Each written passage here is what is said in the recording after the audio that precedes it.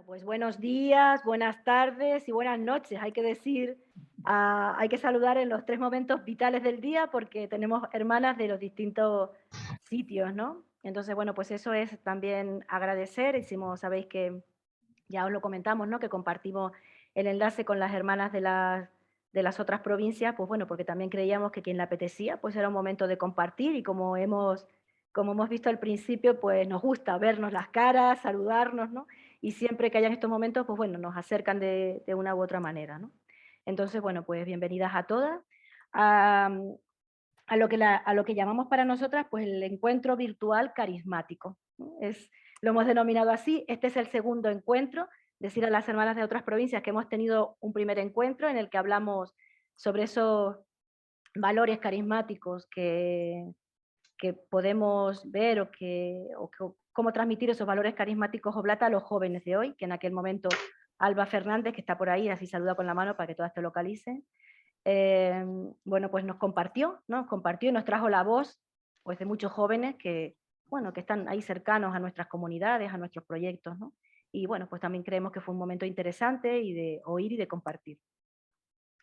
Y esta tarde vamos a tener otro encuentro con Cristina Ramírez, que bueno, ahora ya ella es la que nos va a hablar. Cristina Ramírez es la responsable del grupo de trata de la provincia Europa, y ella trabaja en Sevilla, físicamente está en Sevilla, pero bueno, trabaja en toda la provincia también, ¿no? Entonces, bueno, pues ella va a hablarnos de la trata de personas y desde nuestros valores carismáticos también, ¿no? Ella ha dividido la charla en 2 partes, que luego nos dirá. Sí que es verdad que contemplamos un momentito de descanso, ¿vale? Para que no sea estar las 2 horas sentadas, ¿de acuerdo? Entonces, ya ella nos indicará cuándo tendremos ese momentito de levantarnos, caminar un poquito y volver a sentarnos para terminar puntualmente a las 7 de la tarde. Pues ya está, sin más preámbulo, pues os dejo con Cristina Ramírez. Muy bien, pues buenas tardes, buenos días y buenas noches a todas. Para mí es un placer estar aquí esta tarde y compartir con vosotras este momento. Agradezco mucho la invitación, pero bueno, como estamos en familia, pues también una se siente con la tranquilidad y confianza de reconocer que la verdad que estoy bastante nerviosa porque me impone el hecho de, bueno, pues dar esta charla a vosotras, a mis hermanas, a mi familia, pero bueno, que de alguna forma traigo con humildad el trabajo que he preparado desde mi experiencia de fe, de mi experiencia de acompañamiento a las mujeres y desde el carisma, pero con toda la humildad, ¿no? Y bueno, pues desde ahí he preparado la presentación y la tarde de hoy y tampoco quiero prolongar mucho más a empezar. Así que voy a proceder a compartir pantalla.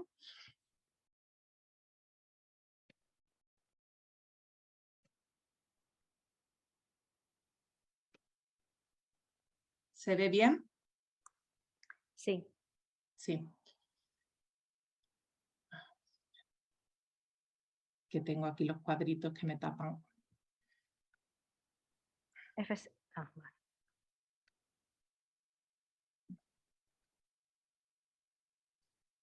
¿Vosotros veis esta...? Sí, esta barra, bájala, sí, píllala y bájala. Eso. ¿Ah, sí? Se queda aquí, ¿eh? Bájala más. No me deja. Ahí. Vale. ¿Se quitará sola? Sí, ahí yo creo que no te molesta. Si Vale. no, pues la movemos un poquito, se mueve un poquito. Sí.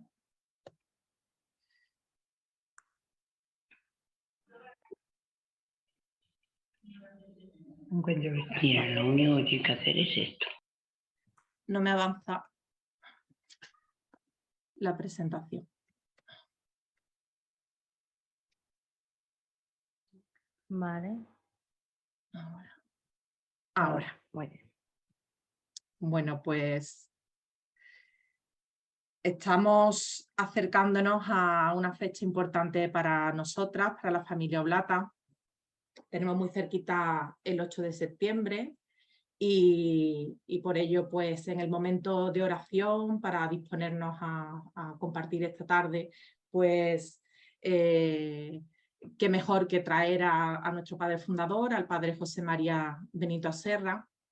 He elegido una canción que es de Julieta Venegas, que se llama Mujeres, y la he elegido porque justamente en la letra lo que reivindica de las mujeres y lo que reivindica de los hombres, de esa carencia, pues él sí que lo era, ¿no? Él sí que supo lo que hacer como hombre, él sí que supo lo que hacer como persona, y es uno de los valores que a mí siempre desde el principio que conocí la historia de los padres fundadores, pues en él fue lo primero que me impactó, que ya en su momento, donde la realidad de reivindicación de la mujer no era algo que estuviera a la orden del día, pues él tuvo esa mirada y esa capacidad de escucha, esa elevada sensibilidad que le hizo conmoverse, que le invitó a actuar, a hacer.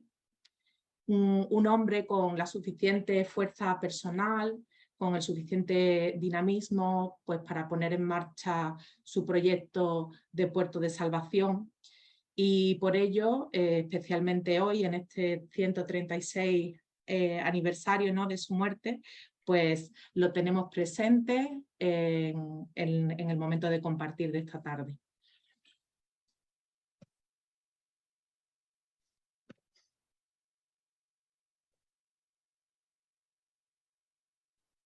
No avanza, la presentación.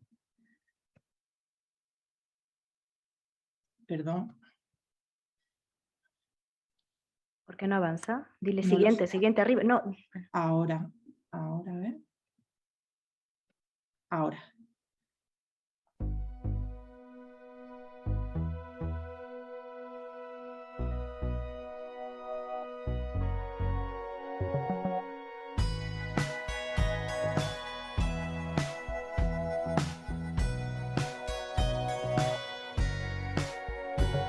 La mujer debe ser bonita, la mujer debe ser callada, se mira y se toca y no dice nada.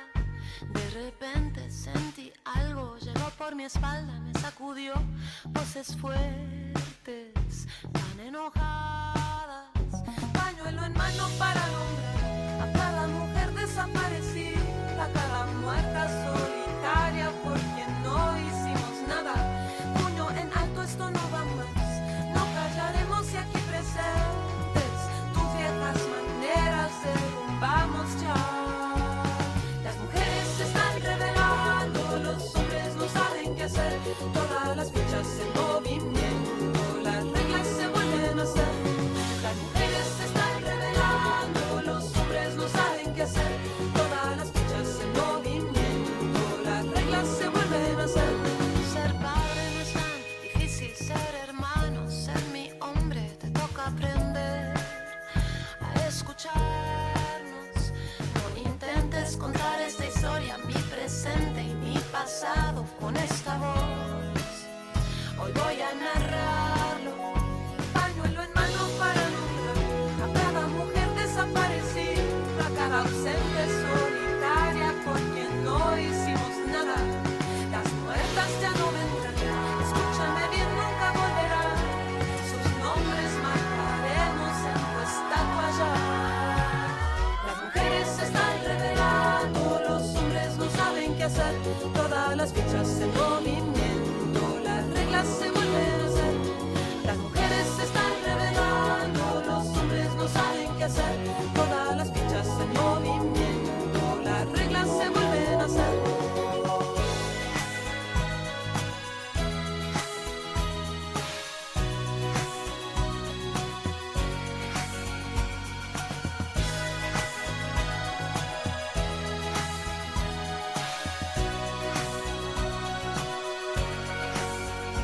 Va por mi abuela, va por mi madre, va por mi hermana,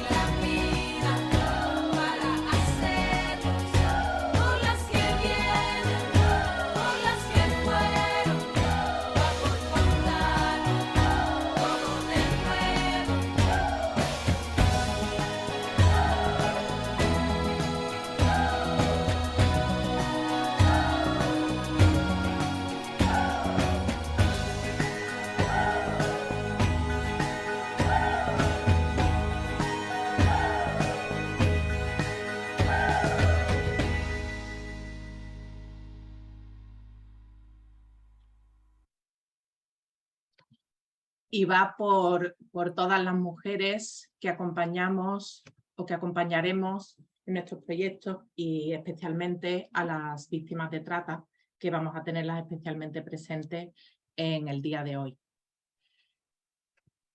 He organizado la sesión en 2 partes. Ya mi madre en su momento me decía que de todo quiere Dios un poquito, ¿no?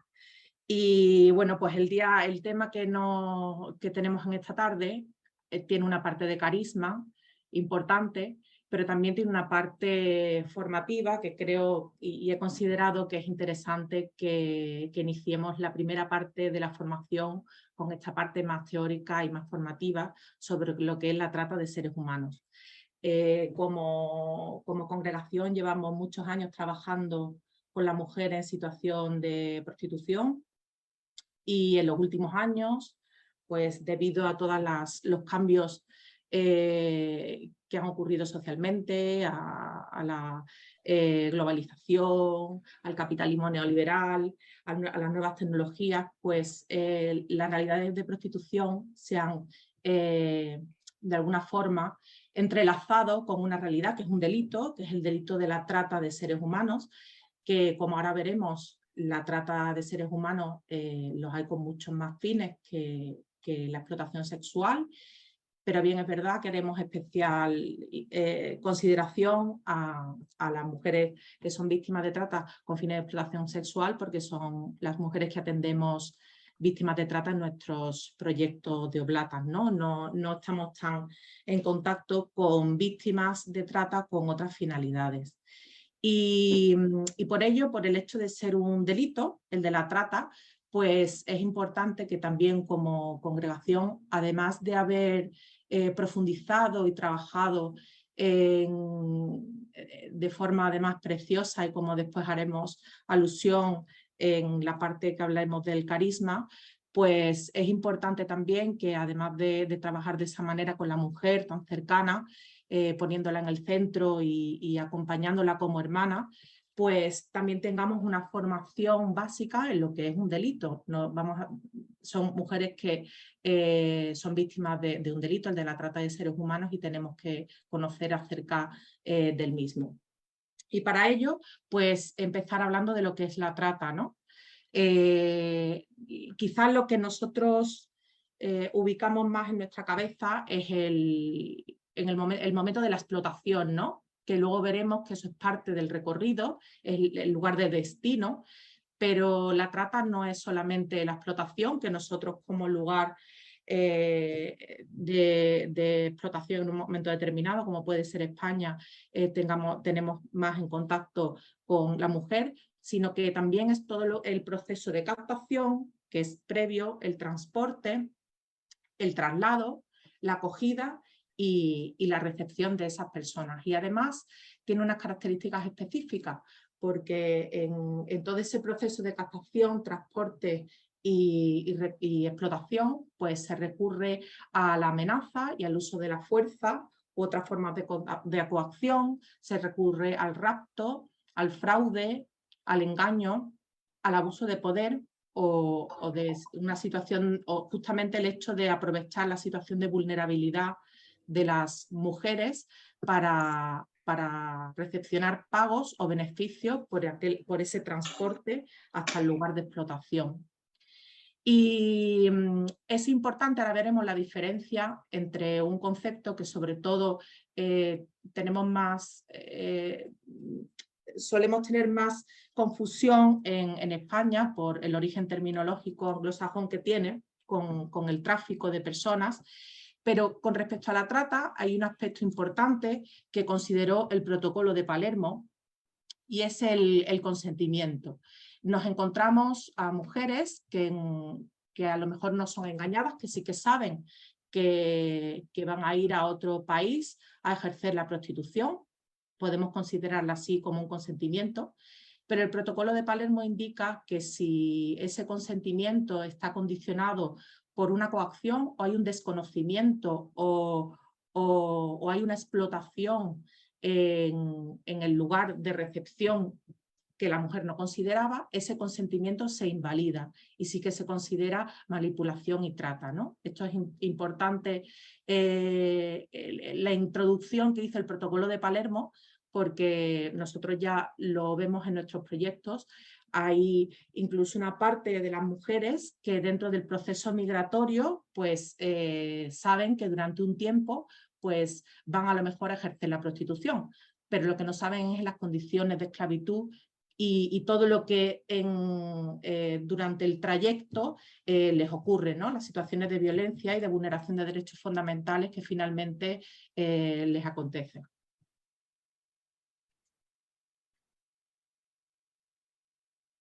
Parece que el ordenador tiene el síndrome postvacacional y va un poquito lento.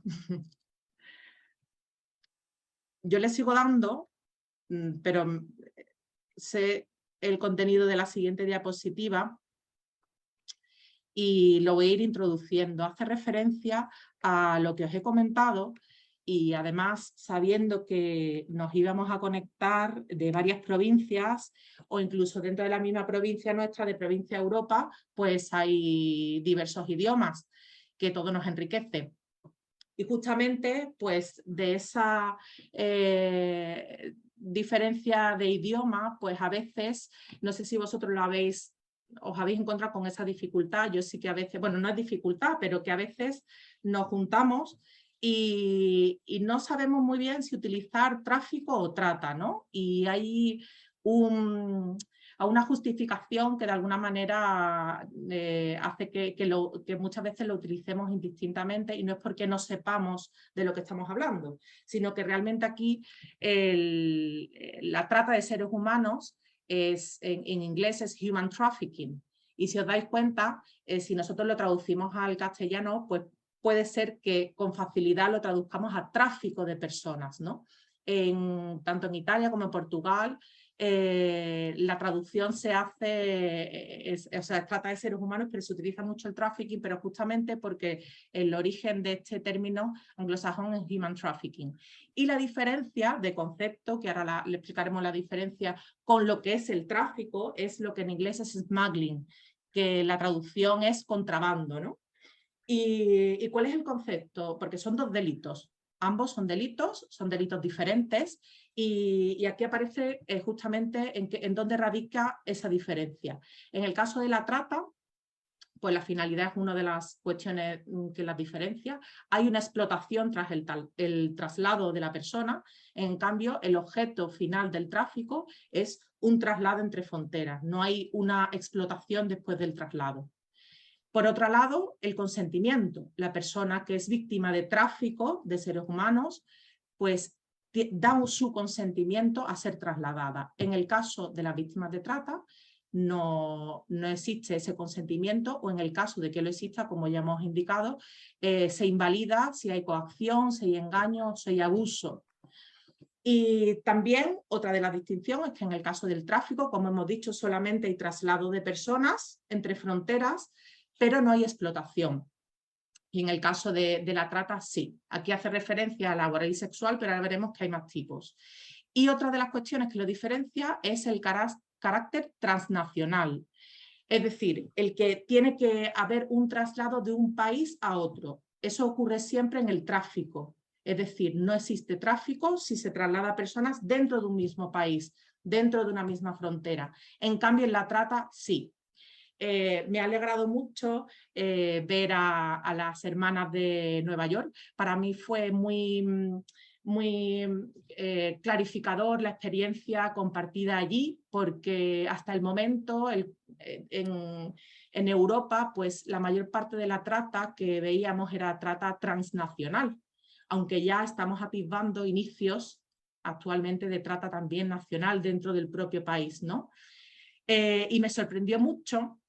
Efectivamente, aquí que estamos compartiendo esta tarde, hermanas de varias provincias, pues justamente en Estados Unidos hay mucha trata nacional, hay mucha captación dentro del propio país, la extensión propia de Estados Unidos también de alguna forma lo propicia, y hay mucha trata nacional, ¿no? Y nos encontramos que, aunque nosotros la realidad con la que contactamos y tenemos relación más directa es con la trata con fines de explotación sexual, y en concreto en la realidad de prostitución, hay otro tipo de trata sexual que no solamente está relacionado con la prostitución, sino también con la pornografía, que ya estamos empezando a atisbar también, esa prostitución 2.0, ese carácter virtual de la explotación sexual, también el turismo sexual, la compra de novias por correspondencia, los matrimonios serviles, son también formas de trata con fines de explotación sexual. Nos encontramos también con explotación laboral, que hace referencia a cualquier trabajo forzado o en condiciones de esclavitud.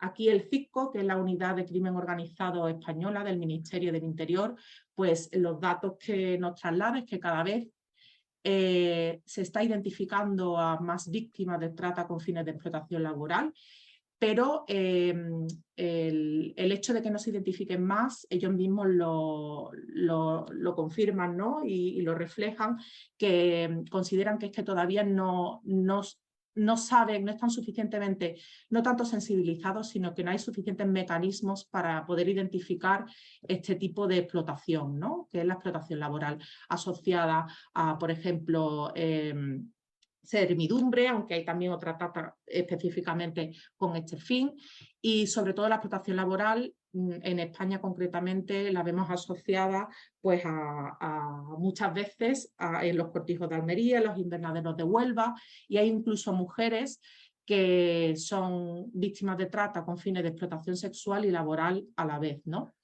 También está la trata con fines de comercio de órganos, que aquí pues no es frecuente, pero en Estados Unidos, por ejemplo, sí. Y la mendicidad forzada, la comisión forzada de delitos y también los niños soldados. Otra realidad que nos vamos encontrando a medida que pasan los años y que tenemos experiencia en el acompañamiento de mujeres que se encuentran en situación de trata, es que la realidad de trata es un delito, y un delito muy cambiante, que va cambiando con la realidad y con la sociedad, ¿no?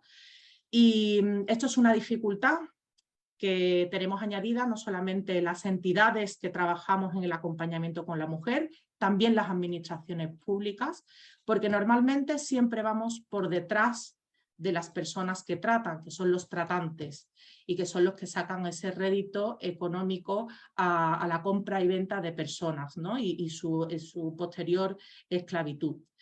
En los últimos tiempos, ya he comentado al principio, que para entender la realidad de trata es importante no centrarnos en esta última parte de destino, que es el lugar de explotación, lo que solemos estar más acostumbrados a visualizar, sino entenderla desde el lugar de origen, donde hay una captación de esas personas con un engaño, y en el tránsito.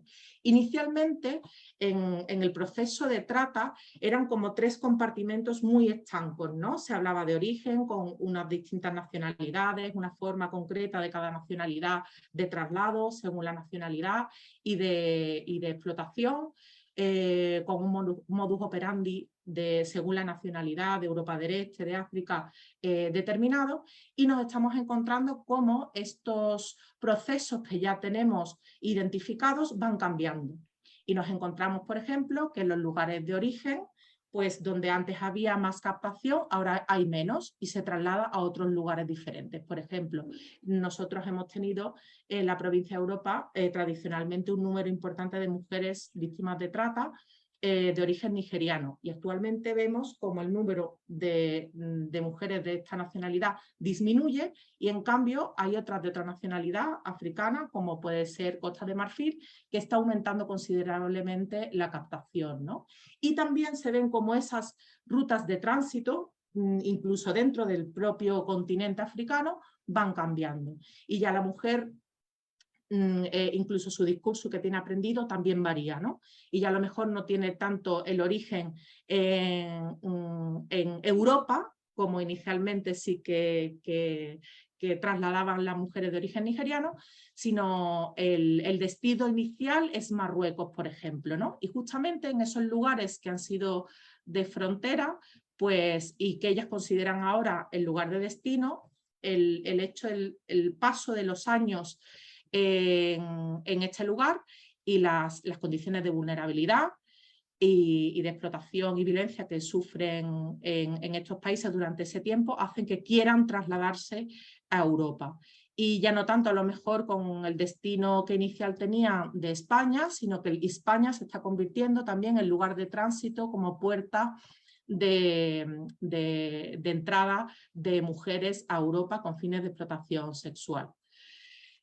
Otra de las realidades que nos estamos encontrando y que propician que haya un cambio en toda esa dinámica, en ese modus operandi, en esas nuevos captadores, nuevos tratantes, pues son justamente las realidades que ocurren a nivel internacional. Ahora mismo tenemos una realidad que tenemos todos muy presente, que es la crisis humanitaria de Ucrania, y que también el CITCO, esta unidad de crimen organizado, pues ha trasladado su preocupación, pues porque ya lo comentó hace unos meses cuando se reunió con las entidades que trabajamos en la Red Española contra la Trata, pues que entendían que a medida que el conflicto se fuera alargando, pues el número de mujeres y niñas, que es el 90 y tantos % de la población que está saliendo obligada del país, pues van a encontrarse en una situación de más vulnerabilidad.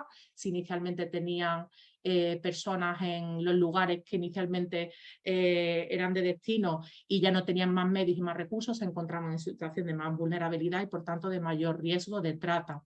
Y ya hay algunos estudios de algunas entidades que han trasladado que se están encontrando, sobre todo han hecho estudios exploratorios sobre el consumo de pornografía, qué nacionalidad se consume. O sea, se tiende a buscar, ¿no? Que inicialmente la nacionalidad ucraniana era casi inexistente, no llegaba ni al 1% de las búsquedas en internet de comercio sexual, pues ahora se ha disparado en un 300%, ¿no? Entonces esto nos puede dar algunas ideas de que esta realidad va a cambiar y que justamente estas mujeres y estas niñas están en riesgo de ser captadas por las mafias. Y dentro de todo ese proceso, desde el momento en que son captadas, a todo el traslado, sobre todo también la militarización de fronteras, las realidades de fronteras suelen ser realidades donde las mujeres se encuentran con mayor vulnerabilidad y donde sufren muchas violencias. En muchos casos, las mujeres, por ejemplo, de origen nigeriano, pues comentaban que la primera vez que experimentaban violencia sexual, violencia física, violaciones en masa, era justamente en la zona de frontera con Marruecos. Inicialmente en el momento de la captación y todo lo que era el traslado, pues no habían tenido esa percepción de peligro o de violencia que se ejercía contra ellas, ¿no? También en los últimos años pues se están advirtiendo que las mujeres llegan a los lugares de explotación con un mayor impacto a nivel psicológico, muchas que tienen incluso que ser ingresadas en el hospital por trastornos de estrés postraumático, justamente porque ahí se está advirtiendo un aumento del nivel de violencia por parte de los tratantes desde el momento que se capta y sobre todo en el momento de traslado, ¿no? Y las mujeres pues, que atendemos en los proyectos pues, experimentan violencia sexual, violaciones, sexo forzado sin preservativo, prostitución forzada y esclavitud sexual, violencia física, palizas.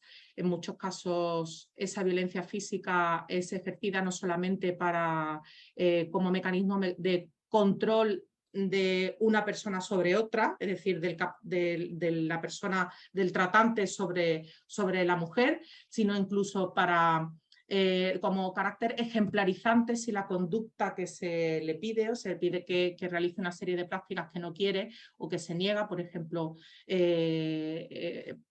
voy a poner un ejemplo concreto, que no quiere decir que sea solamente ese, ni que en todos los lugares ocurra, ¿no? Pero sí que hay mujeres que han relatado que si no han querido ejercer alguna práctica en un club, pues se le ha ejercido violencia física con carácter ejemplarizante para hacer que las demás pues no se nieguen, ¿no?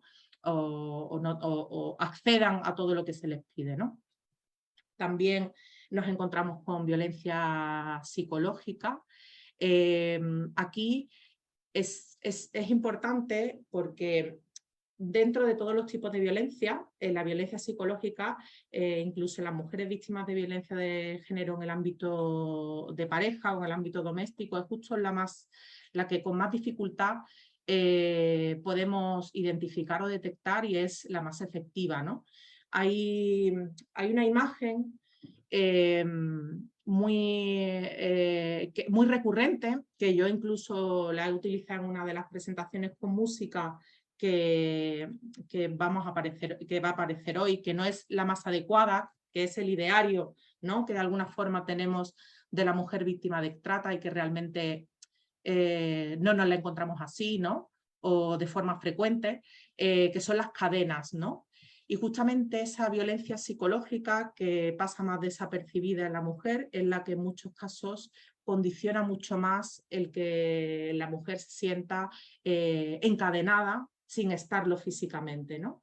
Y en muchos casos pues, se utiliza la amenaza hacia sus hijos, hacia su familia, en el lugar de origen, si no se realiza lo que se le pide, o en el caso de las mujeres de origen africano, pues de África subsahariana, de forma frecuente hay un ritual de inicio, antes de iniciar el viaje, donde ese ritual suele realizarse dentro de la propia familia, la propia comunidad forma parte de ese ritual, el sacerdote de la iglesia, ¿no?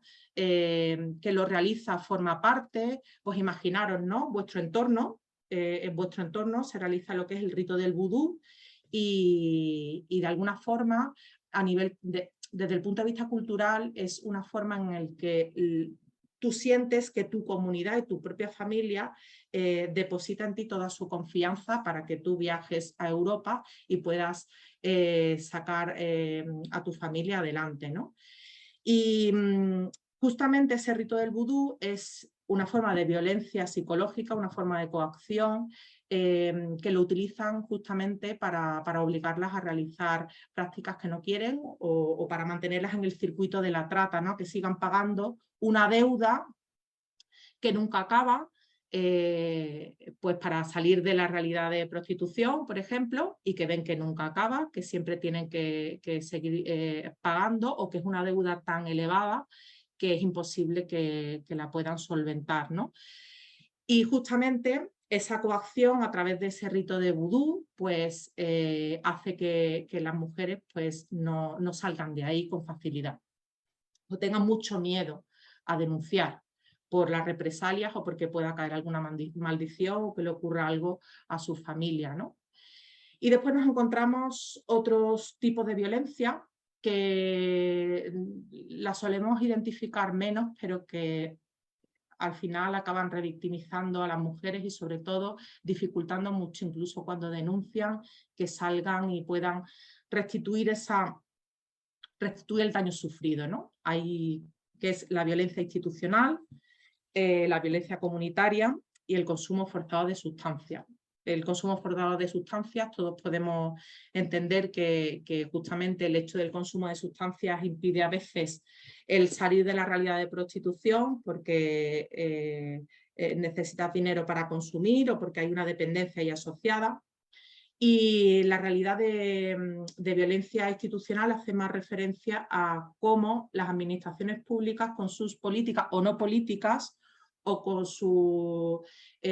cuando esas políticas no responden a las necesidades reales de las víctimas, pues lo que hacen es revictimizarlas y hacer que sigan, que no puedan salir de esa situación, ¿no?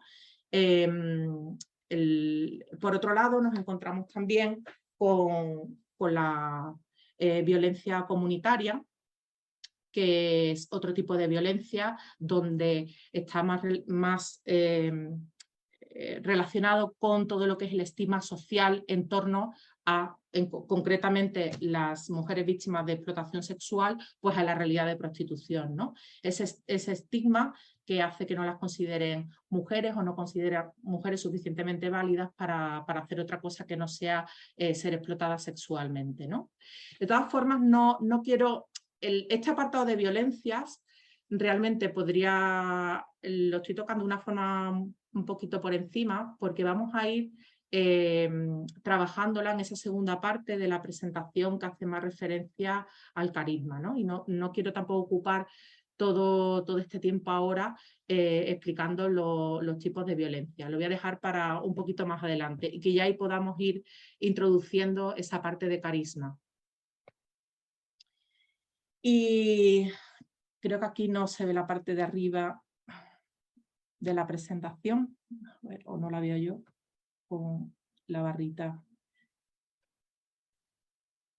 He querido pues traer aquí algunos datos del informe de prostitución y trata con fines de explotación sexual que se ha realizado desde la provincia Europa de este año pasado 2021, para un poquito traer una fotografía general del perfil de mujeres que estamos atendiendo actualmente en la provincia y de las respuestas que estamos dando, las necesidades, ¿no? O las demandas más frecuentes de las mujeres.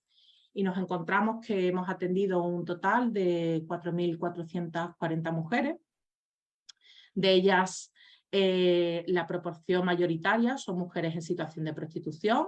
Nos encontramos aquí dentro de este quesito, esta parte verde, 3.101 mujeres.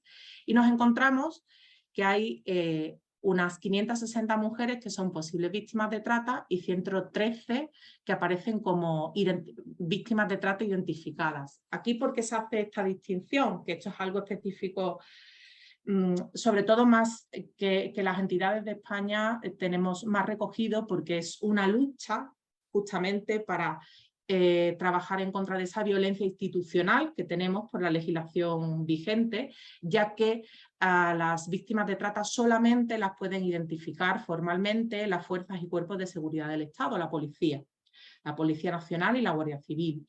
¿Y por qué es importante la identificación formal? Porque si no tienes una identificación formal de la víctima, la mujer no puede acceder a servicios, no puede acceder a poder justamente restituir el daño sufrido por este delito, que forma parte del 59 bis, que es la ley que ampara o pretende amparar a los derechos de las víctimas de trata identificadas por la policía, pues hace referencia una parte a perseguir el delito y otra parte a restituir el daño de la víctima. Y lo que nos estamos encontrando actualmente es que no se realizan muchas identificaciones porque la policía no lo considera, ya que prima, no ocurre en todos los lugares, pero nos encontramos que hay hay una arbitrariedad, ¿no? A la hora de tener un criterio unificado, y hay unidades de la UCRIF y de la Guardia Civil que están muy concienciadas, que trabajan muy coordinadamente con las entidades y que se hacen buenas identificaciones, independientemente de que con el relato de la víctima se pueda perseguir a los tratantes, que es esa parte de persecución del delito. Y hay otros que no, que si no consiguen con su relato una sentencia, una posible sentencia condenatoria para los tratantes y para la red de trata, no se las identifica. Y entonces estas mujeres no se puede hacer un proceso completo de restitución del daño porque no pueden acceder a derechos de protección, ¿no? Y por ello aquí recogemos también ese apartado de posible víctima de trata, que son las que detectamos en la entidad, y tenemos 560 mujeres detectadas, pero que no han sido identificadas por fuerzas y cuerpos de seguridad del Estado. También aquí comentar que a veces incluimos dentro de esas posibles víctimas de trata las detectadas donde todavía no hay una certeza de que sea una víctima de trata, ¿no? Entonces esas mujeres también pueden entrar ahí en esa consideración de mujer posible víctima. Hay indicios de que hay sospechas, pero no hay una identificación completa de la misma, ¿no? Por otro lado, nos encontramos con esta segunda gráfica de mujeres atendidas según el recurso ofrecido por Oblata y bueno, pues la mayoría, como veis, prácticamente la mitad están contactadas en medio abierto, en trabajo de calle. Después hay un amplio número de mujeres, como cerca de un cuarto, ¿no?, que se atienden en centros de día, también en talleres o cursos formativos. Ha habido desde la situación de pandemia un aumento que se ha mantenido de mujeres que son atendidas por atención telemática o telefónica.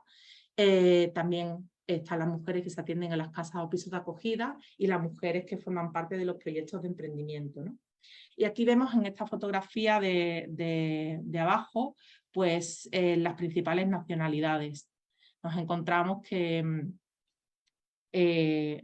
casi, bueno, el 52% de mujeres pues, son de origen latinoamericano, europeas hay 809, africanas 713, ha habido un cambio considerable respecto a otros años, no en los últimos años, sino desde el inicio del número, por ejemplo, de mujeres de origen nigeriano atendidas frente a otros orígenes, ¿no? También mujeres de origen asiático, 17, y de Oceanía, 12, ¿no? En total, más de 46 nacionalidades diferentes, mujeres atendidas en la provincia de Europa. De estas 46 nacionalidades, hay 17 nacionalidades europeas, 10 africanas, 17 latinoamericanas y 2 asiáticas.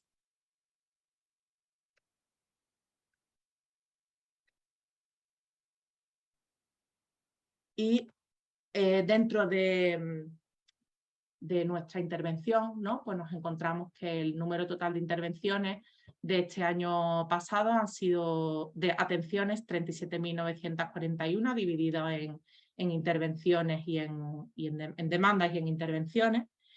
Y dentro de esas atenciones, pues el 44,8% han sido de contacto directo con la mujer, en medio abierto, el 41% en centros de atención, el 12,7% en contacto telemático y el 1,5% en recurso residencial.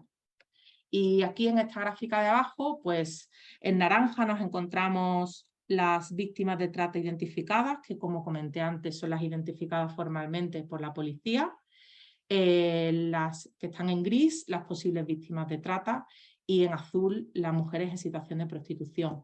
Y las principales atenciones que se han realizado con ellas, que van en la línea también de la gráfica de arriba, ¿no? de la de arriba a la izquierda, perdón, los iconos. Hay una amplia demanda de atención social, de formación, de inserción laboral. Y esta es un poco de forma no muy pormenorizada, sino a modo de fotografía, la realidad de mujeres que hemos atendido en el 2021 en la provincia de Europa. Y bueno, yo aquí acaba la primera parte de la presentación y yo quería lanzaros una pregunta que yo también me he hecho, o sea, me he hecho en muchas ocasiones, pero sobre todo por el tipo de trabajo que desarrollo, que es en incidencia sociopolítica, en contacto, en trabajo en red con otras entidades religiosas y no religiosas que trabajan con mujeres víctimas de trata, pero que no tienen nuestra trayectoria de acompañamiento a mujeres en prostitución. Sabemos que la realidad de prostitución es una realidad diferente a la realidad de trata, pero que están íntimamente relacionadas, ¿no? Y bueno, pues hay muchas entidades que no tenían experiencia en trabajo con mujeres víctimas de trata, que se han incorporado al trabajo con mujeres víctimas de trata, que inicialmente nunca han tenido relación, ni han trabajado nunca, ni han atendido a mujeres en situación de prostitución, y que se están encontrando que a raíz de trabajar con víctimas de trata trabajan también con mujeres en situación de prostitución, ¿no? Entonces, la pregunta que yo me he hecho y que yo hago después de esta exposición teórica sobre la trata de seres humanos y esta fotografía nuestra, si realmente hay algo de lo que yo haya dicho que nos distingue del resto de entidades y del resto de trabajo que hacen otras entidades con las mujeres que acompañan, ¿no? Y mi respuesta es que no. O sea, realmente con estos datos cualquier entidad yo veo que podría dar unos datos y podía dar información sobre lo que es la trata, sobre lo que son las mujeres víctimas de trata con fines de explotación sexual, sobre cuáles son las necesidades, sus intervenciones, pero no hay nada más que nos distinga, ¿no? Y yo creo que nuestro trabajo, o sea, nosotros, las oblatas, sí que justamente hay algo muy importante que nos distingue y que no debemos nunca de perder de vista, ¿no? Eso que comentaba al principio, de todo quiere Dios un poquito, esto es una realidad que necesita formación y especialización en el trabajo si queremos que no favorecer esa revictimización de la mujer, o sea, tenemos que dar herramientas, tenemos que saber acompañar en lo judicial, tenemos que saber manejar los mecanismos de detección e identificación de víctimas para no favorecer justamente esa revictimización, pero es fundamental que no perdamos nuestra esencia, nuestro carisma, el carisma oblata, el carisma de la redención, ¿no? Y me gustaría que antes de hacer este descanso viéramos una presentación donde se recogen, hay una música de fondo que no sé si se va a escuchar muy bien porque creo que se escucha un poquito bajito, ¿vale? Pero bueno, es de ambientación. Lo importante de la presentación que voy a poner es el testimonio de las mujeres, es decir, son fragmentos de testimonios de mujeres que están recogidos en una publicación nuestra, en el estudio sobre prostitución y trata con fines de explotación sexual, marginación, silencio y prostitución, que se publicó en 2014, donde están recogidos los gritos de las mujeres, donde están recogidas las esperanzas de las mujeres, ¿no? Y a mí me gustaría que las escucháramos a ellas, que no perdamos esa impronta y no perdamos la esencia de nuestro carisma, que es situar a las mujeres, y qué mejor que escuchar su experiencia, ¿no? Y en base a ella, pues plantearnos en este momento de descanso y mientras visualizamos esa presentación, realmente cuál es nuestra realidad como oblatas, cuál es nuestra mirada, mejor dicho, cuál es nuestra mirada ante la realidad de trata, esa mirada que nos distingue de otras entidades y del trabajo que realizan otras entidades, que no es ni mejor ni peor. Y de hecho, aprovecho para lanzar no sé ahora mismo cómo es la expresión, una lanza. Bueno, aprovecho para reivindicar la necesidad del trabajo en red. No todas somos especialistas en todo y es importante que nos aumentemos nuestra formación para atender a las mujeres de la mejor manera posible, como he comentado antes, pero también tenemos que ser conscientes de nuestras limitaciones, que es importante contar con otras entidades que están especializadas en otra atención que a lo mejor nosotras no, como puede ser el ámbito jurídico, ¿no? Pero hagámonos esta pregunta: ¿qué nos distingue de las demás? ¿Cuál es nuestra mirada ante esa realidad de trata? Y lo último, antes de poner la presentación, comentar que ahora mismo la parte que he querido reflejar es ese primer contacto con la mujer, el contacto de la mujer que viene en un primer momento víctima de esa multitud de violencias que hemos descrito anteriormente, una mujer que las que trabajan activamente en los proyectos, pues fácilmente podemos identificar como esa mujer que viene un poco encogida, encorvada, que incluso su forma de estar, su mirada, muestra el dolor que ha experimentado en todo ese proceso como víctima de trata, ¿no? Y las escuchamos a ellas.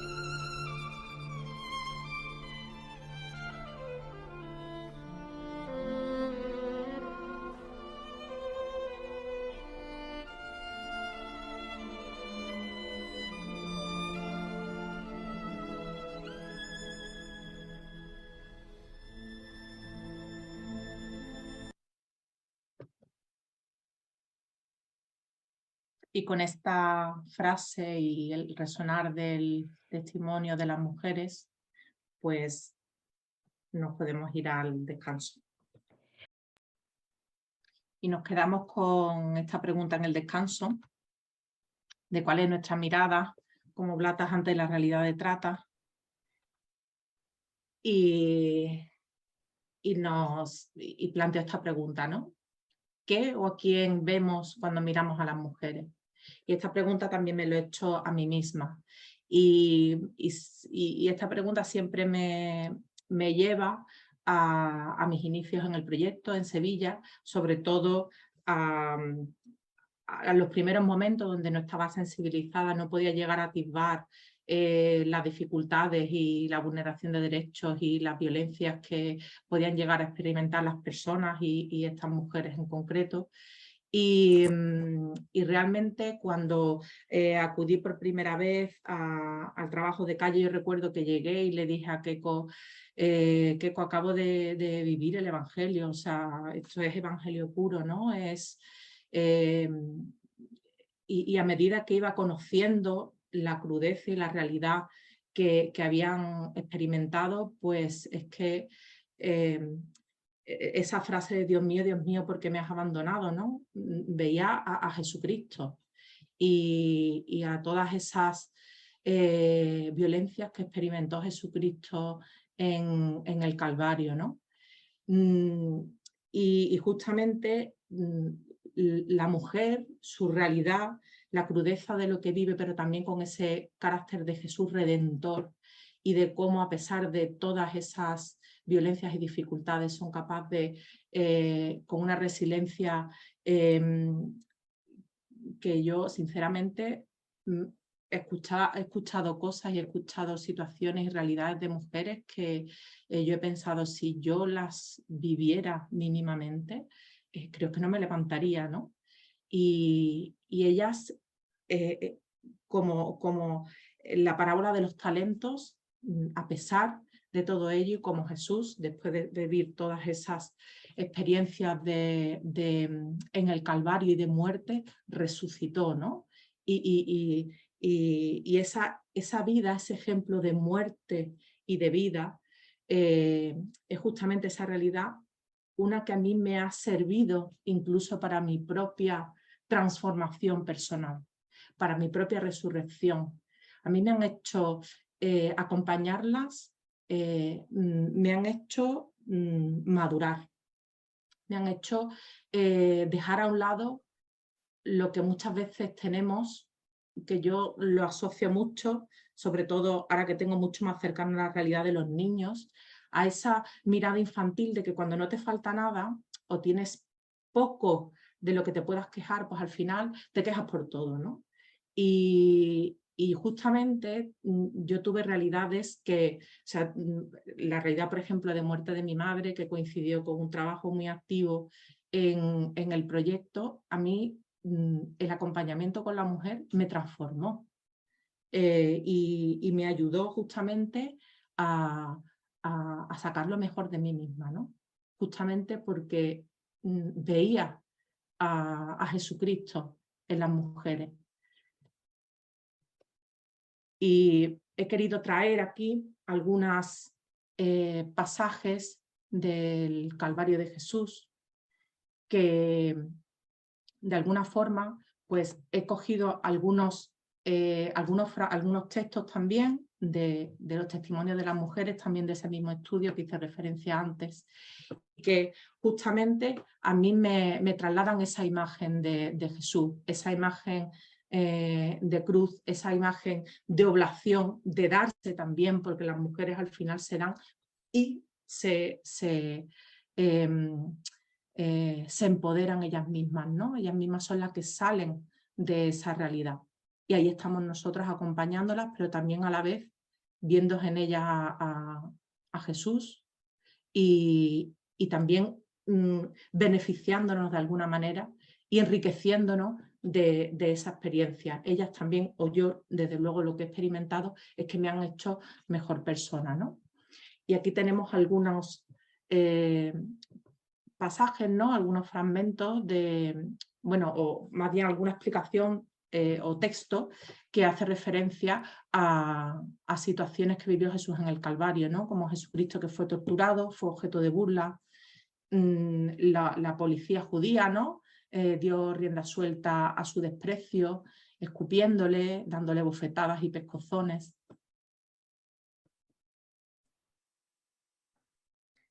Me obligaban a realizar cosas que yo no deseaba hacer. Ellos me utilizaban, obtenían placer conmigo y me demostraban su poder y su superioridad. Y luego te insultan, te humillan, te escupen y te pegan. Me sentía ultrajada, violentada y humillada. Paqui. Y otras realidades que vivió Jesús y que también viven y experimentan las mujeres que acompañamos. Jesús fue encarcelado, fue atado, fue castigado a la flagelación por orden de Poncio Pilato.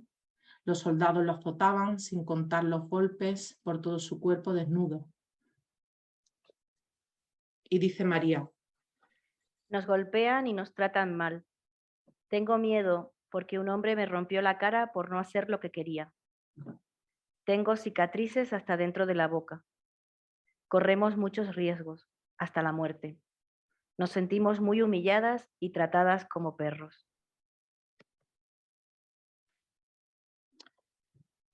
Jesucristo no solo tuvo que cargar con la cruz de madera, sino que tuvo que soportar otras cruces, como haber sido vendido, negado y rechazado por su familia, sus seguidores y los propios apóstoles. Y Esbieta nos cuenta: Que la gente deje de juzgarnos por lo que hacemos, pensando que es una vida fácil. La sociedad nos rechaza, nos discriminan y nos miran de forma diferente. ¿Acaso alguna persona puede cargar este peso? Necesitamos que la sociedad nos vea como personas y no como objetos sexuales a los que comprar e utilizar. Y fue tal el peso de la cruz para Jesús que hasta en 3 ocasiones se desplomó al suelo. A la Verónica, a María Magdalena y a Simón de Cirene les conmovió y acudieron a socorrerle, a pesar de lo que pudieran pensar y de las posibles represalias. ¿Y nosotras nos dejamos conmover por la realidad sufrida por las mujeres, como hicieron la Verónica, María Magdalena y Simón de Cirene? Pues ya en el Madrid del siglo XIX, el padre José María Benito Serra sí que supo escuchar. Se conmovió, como hicieron la Verónica, como hizo María Magdalena y Simón de Cirene. Y fue capaz, o sea, supo escuchar y tuvo la sensibilidad para advertir en ese momento y en esa época la realidad de violencia que sufrían las mujeres en contextos de prostitución. Y sus propias palabras, ¿no?, lo manifiestan así: esto era demasiado doloroso para que yo pudiera presenciarlo sin determinarme a hacer algo a favor suyo. Todas sabemos que no es lo mismo escuchar que oír, aunque el ritmo frenético y el ruido que tenemos a nuestro alrededor, pues a veces no se nos olvida, ¿no? Y pensamos que estamos escuchando cuando realmente solamente estamos oyendo. Y realmente, pues, para escuchar necesitamos silencio.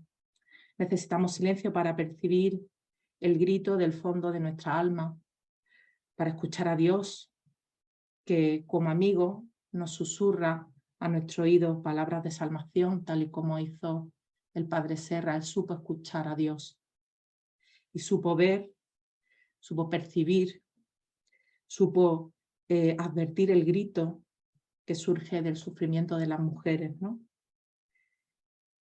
De tantas mujeres que gritaban en silencio y que siguen gritando en silencio esas realidades de violencia y de vulneración de derechos fundamentales, y que pues nosotras no podemos olvidar este valor tan importante de la escucha que el padre Serra supo ya enseñarnos, ¿no?, a cómo hacer, tal y como Jesús también nos enseñó, y nos enseñó esa forma de escucha ante de la voluntad del Padre, al estar atento a las necesidades de la gente que les rodeaba. Os aseguro que cada vez que lo hicisteis con uno de estos, mis humildes hermanos, conmigo lo hicisteis. ¿Cómo escucho? En nuestro día a día sacamos tiempo para hacer silencio, para escuchar no solamente a las mujeres que acompañamos, a las más sufrientes, sino a nuestras propias hermanas de comunidad, ¿no? A nuestro propio prójimo.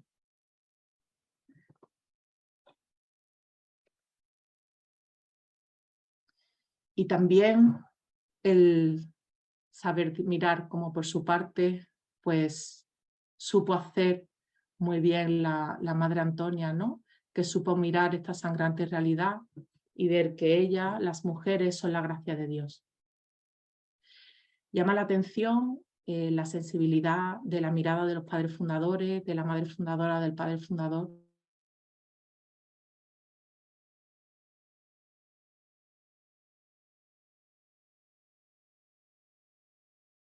Y yo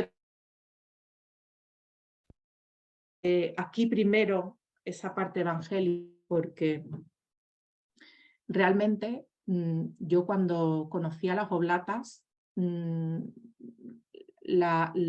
que era la historia de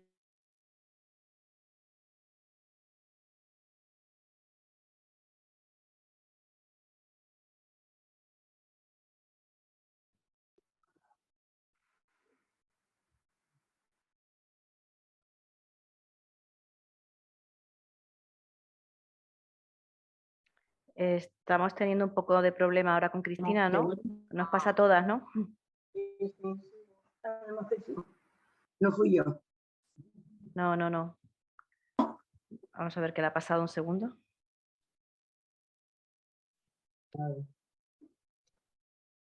No me oís, ¿no? No. Qué raro. Se ha quedado como bloqueada, Cristina.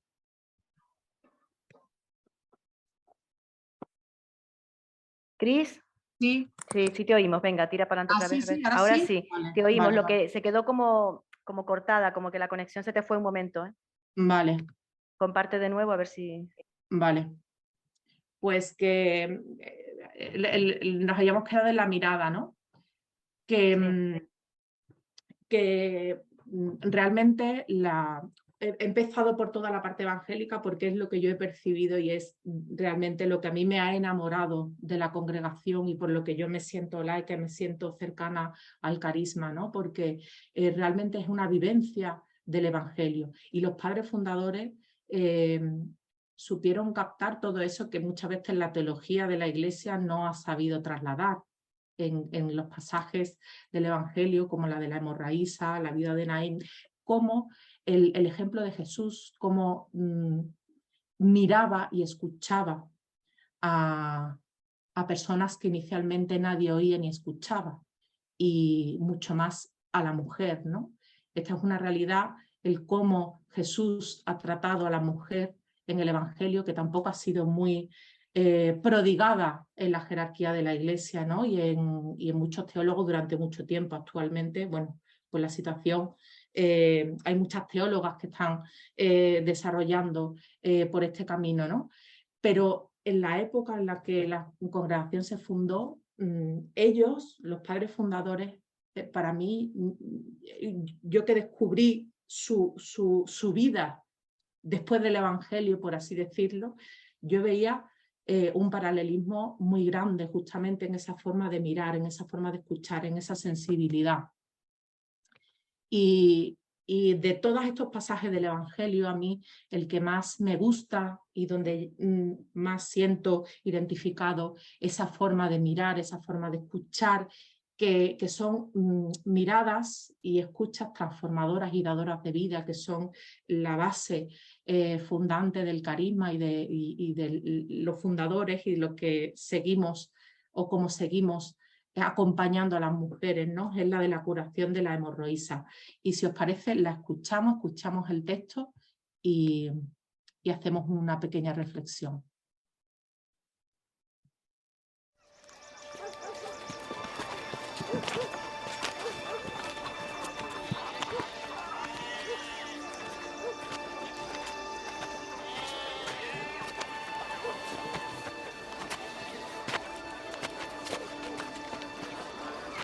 ¿Quién ha tocado mi ropa?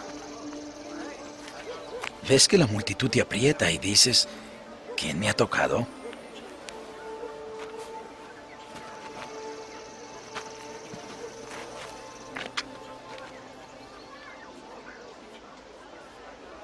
Maestro, he sufrido de flujo de sangre por 12 años y sabía que si apenas pudiera tocar tu manto, sanaría ahora. Hija, tu fe te ha sanado.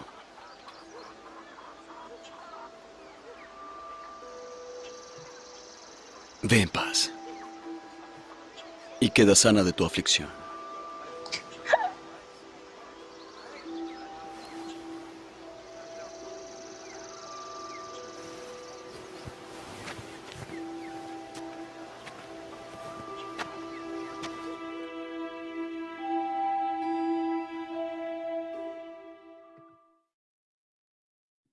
A mí me conmueve especialmente este evangelio y ¿se ha detenido? No estoy compartiendo, ¿verdad? No, tienes que volver a repetir, sí. Ahora.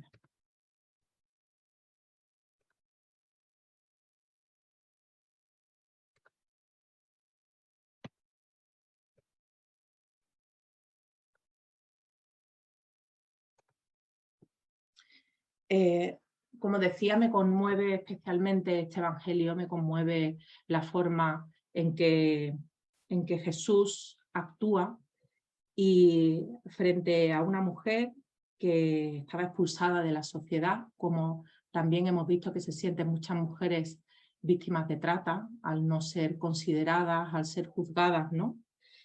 Y una mujer que no podía tener relaciones sexuales, que no podía casarse, que no podía convivir con sus parientes ni tocar a sus amigos, pues todo lo que tocaba se volvía impuro, ¿no? A su contacto, en la silla que se sienta, en el plato en el que come.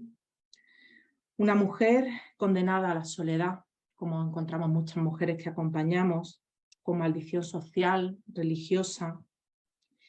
Y tal y como Jesús actúa, su milagro consiste simplemente simple y no es tan simple. O sea, dentro de esa simpleza y la grandeza de dejarse tocar, ofreciéndole un contacto purificador, ¿no?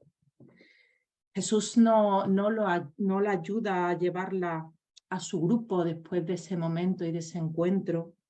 No le dice que venga a sumarse a la familia de sus seguidores, sino que hace algo previo, fundamental, y que yo esto lo he visto en la realidad de los fundadores y en nosotras como Carisma, en el acompañar con la mujer, ¿no? Que es que la valora como mujer.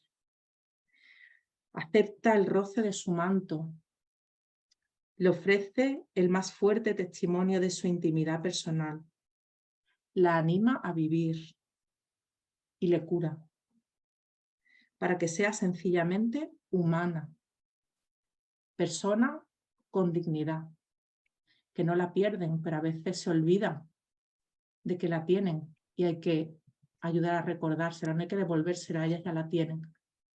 Pero mirarlas y escucharlas como hace Jesús, para que ellas vuelvan a reconectar con su persona, con su dignidad, construyendo el tipo de familia que ella decida. No la quiere convertir en nada, no la quiere convertir a nada, sino capacitarla para ser al fin y para siempre humana. El milagro de Jesús es dejarse tocar. Nos dejamos tocar. Sabemos escuchar, sabemos mirar, valorar a las mujeres como lo que son. Tenemos una relación como la tiene Jesús y como la tenían los padres fundadores de horizontalidad. En sus propias palabras lo dice, tu fe te ha salvado. Nosotros yo creo que eso lo tenemos bastante claro, ¿no? Pero desde fuera a veces, cuando hablamos del trabajo que hacemos, es que como que una alabanza, ¿no? Que salvamos a las mujeres y nosotros no salvamos a nadie, se salvan ellas. Pero sí que sabemos mirar y sabemos escuchar, o deberíamos de hacerlo, o no olvidarlo, como lo hizo Jesús y como lo hizo el Padre Serra y la Madre Antonia. Porque justamente esas miradas, ese saber estar, ese acompañar, esa escucha, son las que transforman y las que hacen que la propia mujer resucite a la vida, ¿no? Esa mirada, esa imagen que comentaba al principio de la segunda parte de la presentación, de esa imagen de la cruz y del Jesús Redentor. Y a mí además, como comenté al principio cuando decía que a quién veía cuando veía a las mujeres y que realmente yo veía a Jesús, veía el Evangelio, veía el Calvario y después veía esa transformación, ¿no? Ese Jesús Redentor que renace a la vida, pues al final me ayudó también a conectar con mi propia hemorroísa, con mis propias hemorragias, con mis propias heridas. Y ante la cruz somos todas iguales, siempre todos somos iguales, ¿no? Pero cuando uno toca fondo, cuando uno es consciente y toma conciencia de cargar su propia cruz, contacta con sus propias heridas, se hace más cercana y como en mi caso que comentaba, incluso la propia experiencia de las mujeres me ayudaron a mí a resucitar, ¿no? Y para poder tener un espacio de compartir, de comentar que nos ha movido, ¿no? todo este momento y no solamente estar hablando yo, pues solamente quería acabar la intervención con esta presentación, también donde vamos a escuchar a las mujeres, pero en este caso ya en una parte de gritos de esperanza, ¿no? Y de anhelos, de ilusiones, en ese segundo momento donde pasan de la muerte a la vida, ¿no? Y que realmente para mí es lo que nos diferencia del resto, lo que nos caracteriza, nuestra mirada, nuestra forma de estar y de acompañar.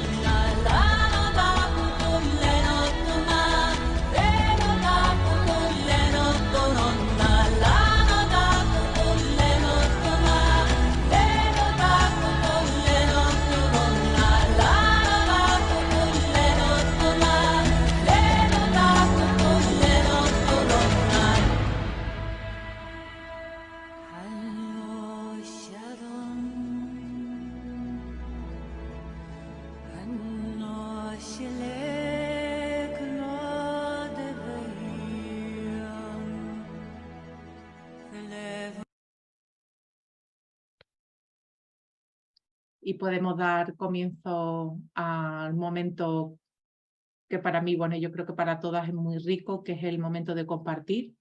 Y bueno, aquí está la pregunta, ¿no?, que nos puede iniciar ese diálogo que nos ha iluminado el encuentro de hoy.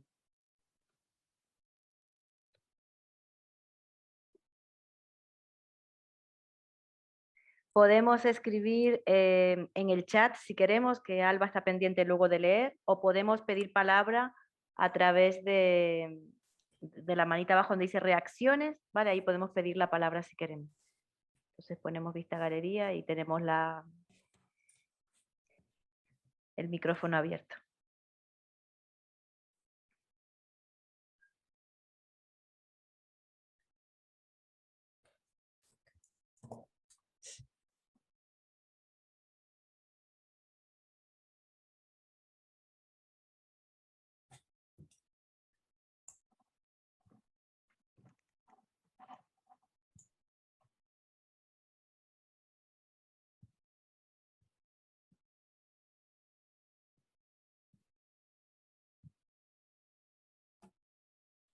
Ángela, si quieres, que igual no te ha visto con las pantallas. Bueno, pues bueno, es momento de empezar y compartir, ¿no? Entonces yo hay varias cosas, pero me gustaría compartir dos en este momento. Una, bueno, pues la interpelación personal y creo que comunitaria provincial, que siempre surge de cómo mirar la realidad y saber escuchar este momento que nos toca vivir hoy. Y luego me ha gustado mucho el que este encuentro se ha abierto a las otras provincias, es a nivel congregacional. Por lo tanto, desde ahí, cuando Cristina explicaba la primera parte del tema de tráfico, perdón, del tema de trata y de varias fases que hay, creo que también es una interpelación hoy en punto de origen, de traslado, de recepción, cómo realmente ir estableciendo redes, conexiones, para que desde los diferentes puntos pues sepamos encontrarnos y ofrecer respuesta a la mujer. Veíamos cuando planteaban las nacionalidades que hay muchas de ellas de Latinoamérica, africanas, empiezan algunas de Asia, y aquí recibimos en Europa. En los otros puntos será al contrario. Entonces, realmente, cómo saber aprovechar la energía, los recursos que tenemos, las fortalezas, para que vayan en beneficio de la mujer en esta realidad que hoy viven y que percibimos. Gracias.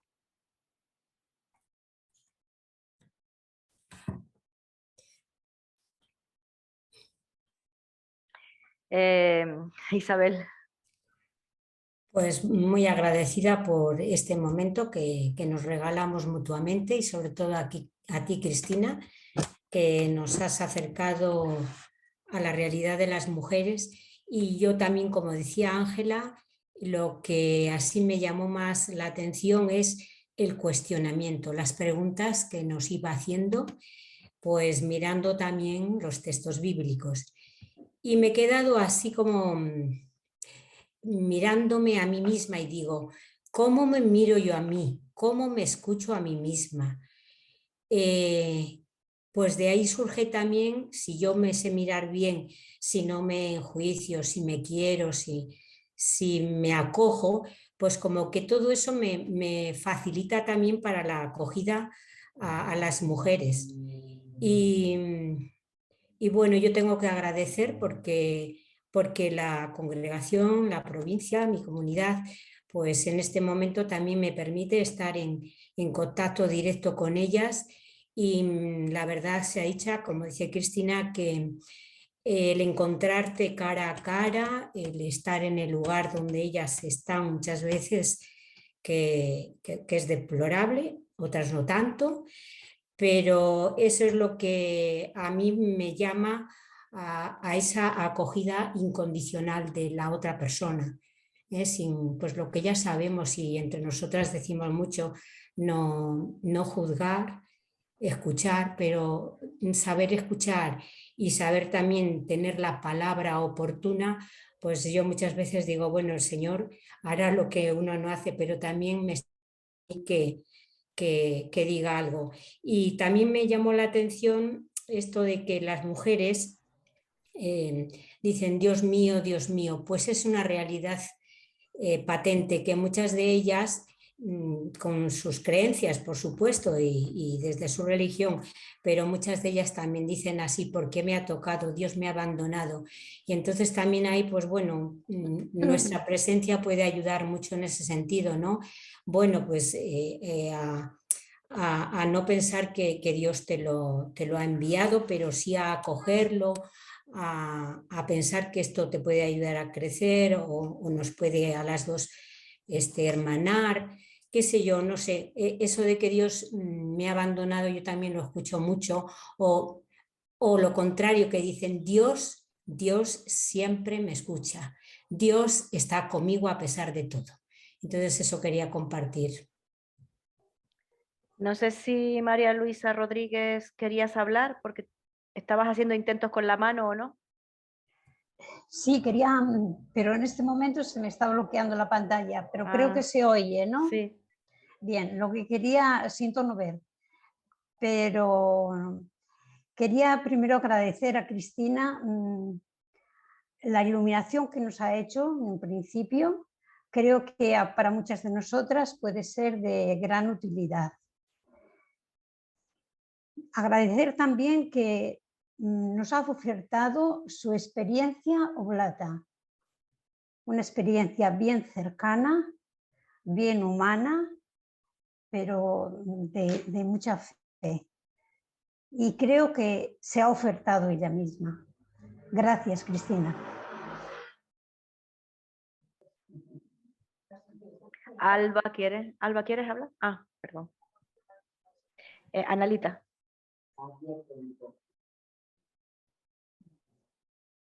Bueno, nada, yo creo que agradecer también a Cristina, pero también a la provincia de Europa, ¿no? Que nos ha dado, me ha dado esa oportunidad de escuchar y vernos, ¿no? Y la verdad que la interpelación que me quedó con una cierta envidia buena de la experiencia de fe de Cristina. Y que últimamente yo me pregunto, ¿no? Sin estar directamente o físicamente junto a la mujer, pero estoy muy cerca y muy físicamente presente con otras mujeres, ¿no? Que son las propias hermanas y yo misma. Y yo a veces, últimamente, sobre todo, ni siempre logro ver Jesús en estas personas, pero sí que le pido que me dé la capacidad o capacite mi corazón para tener su mirada y su escucha frente a esas realidades. Porque son, mismo en la realidad mundial, yo digo de Brasil y Argentina que estoy en este momento, ¿no? Son situaciones muy duras, de mucha violencia contra la mujer, contra todo, ¿no? Y cómo ser capaces de tener esta mirada, esa cercanía, esa capacidad de escucha a frente a ese dolor. Así que es agradecer, pero también pedir que el Señor siga capacitándonos a esa sensibilidad que muchas personas la tienen y que Jesús la tuvo. Gracias.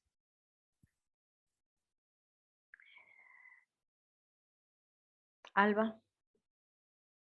Sandra nos comparte en el chat, dice, bueno, muchas gracias por el compartir teórico y vivencial. Hacernos estas preguntas nos ayudan a mantener viva la llama encendida por el Padre Serra y la Madre Antonia y nos desafía a continuar dando nuestra vida para que las mujeres tengan vida. Luego Tere Cárdenas también dice, gracias por este momento y por esta oportunidad. De verdad me cuestiona mi mirada, mi escucha y la realidad del momento. Gracias, Cristina, por acercarnos a la palabra a través de la mujer. Yo como oblata, las gracias a las mujeres que me han ayudado a hacer de mi vida una ofrenda.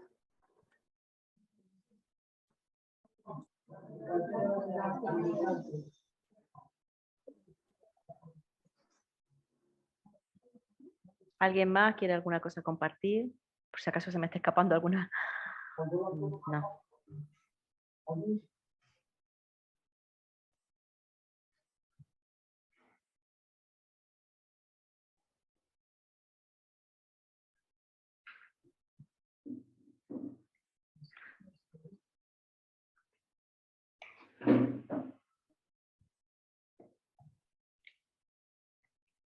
Que nadie se quede con las ganas de hablar, ¿eh?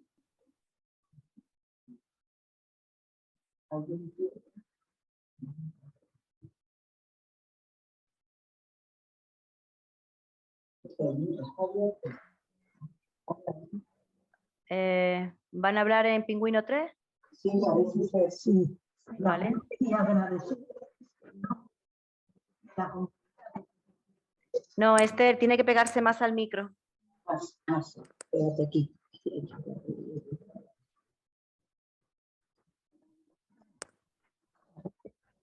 Quería compartir en nombre de la comunidad de Pingüino 3 la preocupación que tenemos con la mujer. Siempre hablamos de ella, siempre estamos pendientes de aceptar nuestra realidad, de rezar por ellas. Sobre todo eso, el rezar por ellas, las que las tenemos muy presentes, también las tenemos muy presentes aceptando nuestra realidad del momento. Gracias.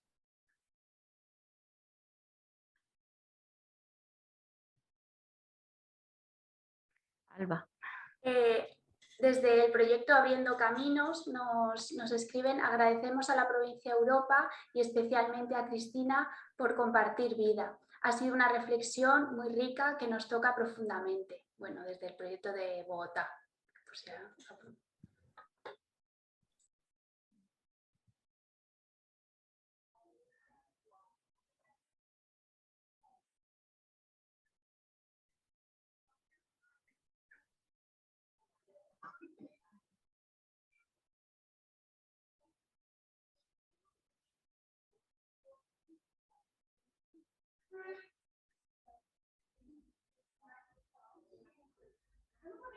Bueno, pues no lo sé, sí que...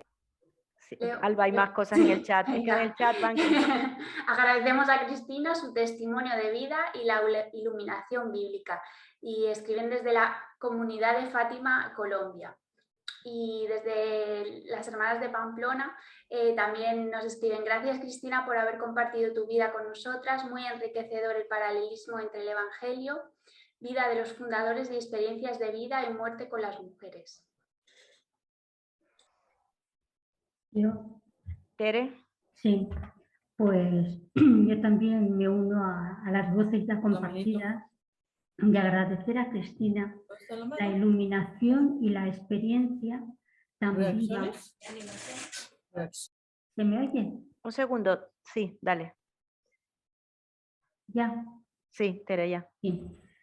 Bueno, pues ya lo inicio. Que me uno a los agradecimientos de las hermanas que han compartido y agradecer a Cristina la iluminación tan viva, carismática y evangélica que nos has transmitido.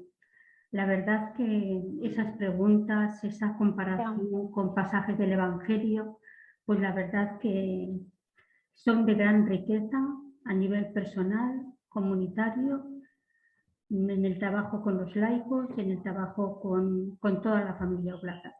Gracias, Cristina. Fátima, Bogotá. Agradecer de manera muy especial a la provincia Europa por invitarnos a participar, y realmente ha sido una gran motivación para la celebración de la provincia y de la fiesta del Padre Fundador. Realmente nos sentimos muy emocionadas y ha sido una gran, como digo, motivación y una gran ilusión, y nos ha tocado el alma. Gracias por esa gran reflexión y me han encantado esa unión con los textos bíblicos. De verdad que ha sido muy, muy significativo. Muchísimas gracias y bueno, un abrazo a todas.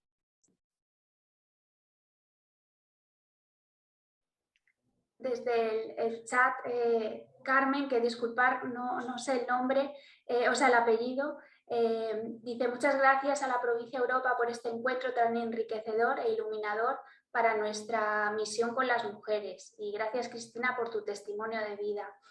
Y también escribe: muchas gracias desde la comunidad de Medellín, Colombia. Abrazos y felicidades por la fiesta de nuestro fundador.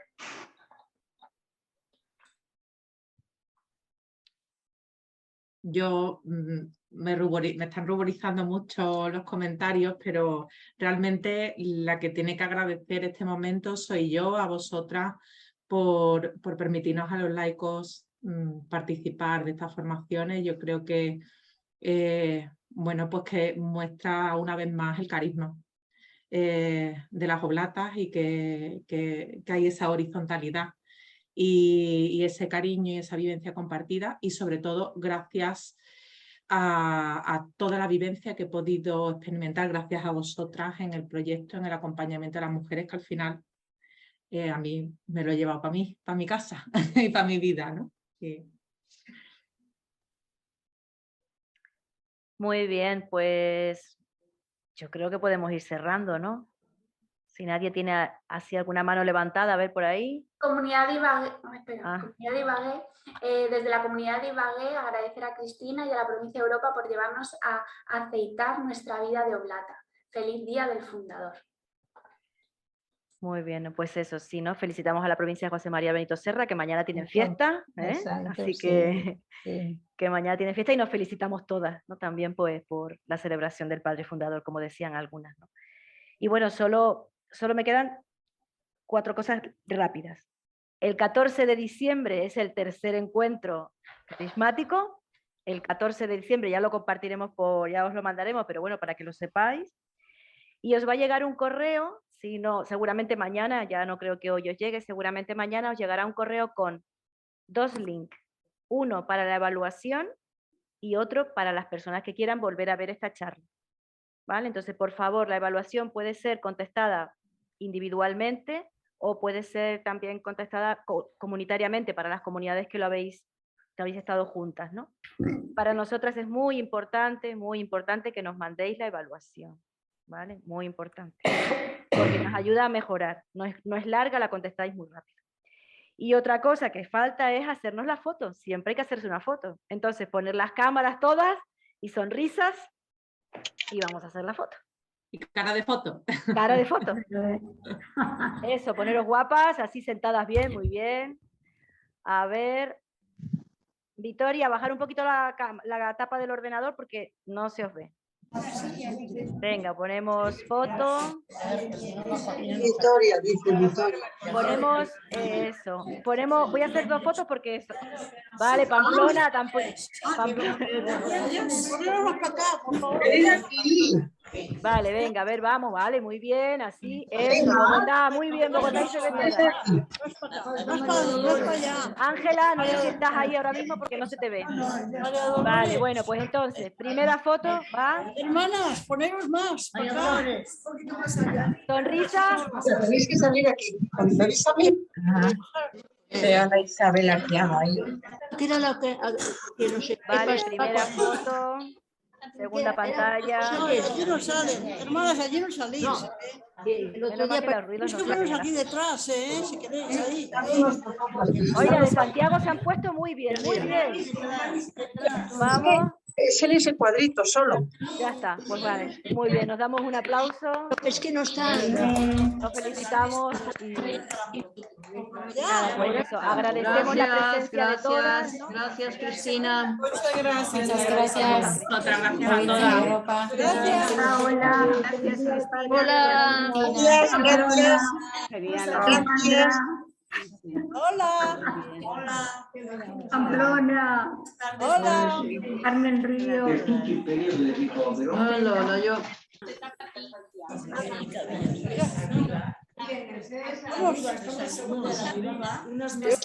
Venezuela. Hola, Tere. Hola, hola.